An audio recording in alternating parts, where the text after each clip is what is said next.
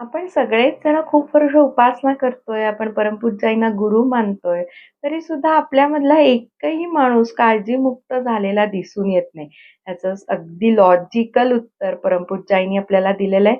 परमपूज्याई म्हणतात, एखादी ट्रेन समजा मुंबईला जायचा ट्रेनमध्ये बसलो आणि आपल्याला नेणारी ट्रेन जसं आपलं सामान सुद्धा नेते, तरी सुद्धा ते सामान जर आपण डोक्यावर घेऊन बसलो, तर ते जसं मूर्खपणाचं ठरेल. अगदी तसंच परमपूज्याईंना गुरु करून सुद्धा आपण अहोरात्र काळजीमध्ये राहिलो, तर तो वेडेपणा ठरेल.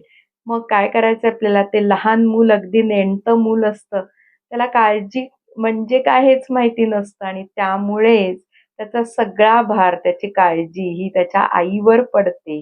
अगदी तसंच आपल्याला करायचंय.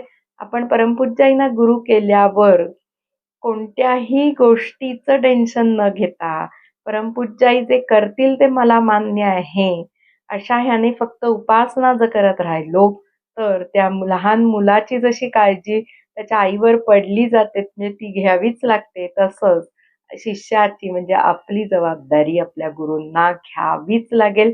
तोपर्यंत गुरुसुद्धा वाट बघतायत, की कधी हा स्वतः काळजी न करता माझ्यावर सगळं सोपवत आहे.